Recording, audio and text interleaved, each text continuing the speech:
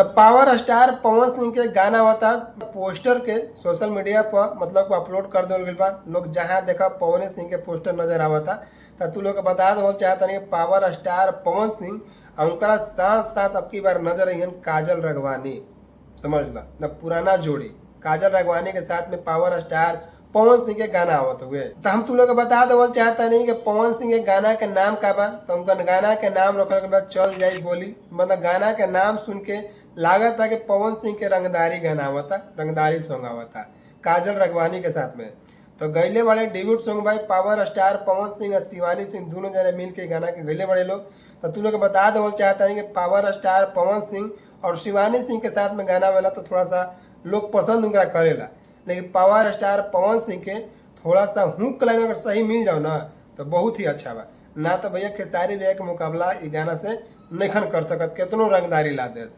तो तू लोग के बता दो चाहता नहीं कि गाना के लिखले बड़े जो ना कि हम बहुत बड़ा एक लिस्ट बना कर रख ले बानी ताकि याद भूल ना जाए, यही चलते हम तू लोग बता देता नहीं। तो भैया कुंदन प्रीत गाना के लिखले बान बहुत ही लाजवाब गाना लिखल, बहुत ही सुंदर लिखल। पावर स्टार पवन सिंह जितना भी गाना दिले बढ़िया दिले बान। लेकिन अगर बात कर लो म्यूजिक के तो उनकर नाम बाटे सरगम आकाश। सरगम आकाश भी बहुत ही बढ़िया म्यूजिक देवलन लभी भैया, ताकि उनकर भी म्यूजिक हम सुनले बानी बढ़िया लागेला गाना के म्यूजिक सुन के। तो हम तू लोग बता दो चाहते पावर स्टार पवन सिंह और शिवानी सिंह के आवाज में गाना सुनने के मिली और काजल रघवानी पावर स्टार पवन सिंह के वीडियो में नजर आई।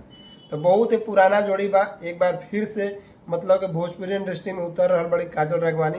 तो देखल जी पावर स्टार पवन सिंह के रंगदारी सॉन्ग के साथ में मतलब कि काजल रघवानी के मतलब कि जोड़ी कैसन लागता, पहले वाला फील पहले वाला प्यार मिली या ना मिली अला के बाद ही पता चली।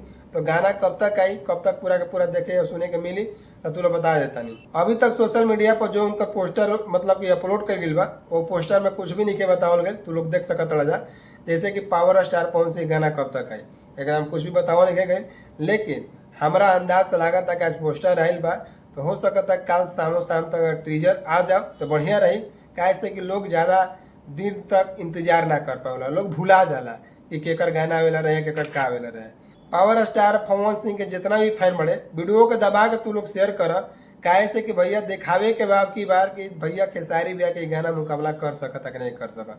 तो लोग जितना ताकत लगा के लगा लो, खेसारी भैया के लेके मुकाबला नहीं खेल लोग कर सकता। तो बस यही इतना बतावे का आई रहने की पावर स्टार पवन सिंह के गाना होता गोली चल जाई। तो तू लोग वीडियो को दबा के शेयर कर। अगर देखता नहीं पावर स्टार पवन सिंह कब तक गाना होता तो नेक्स्ट वीडियो लेके आए, तब तक मिलत है नेक्स्ट वीडियो में, तब तक खातिर जय हिंद।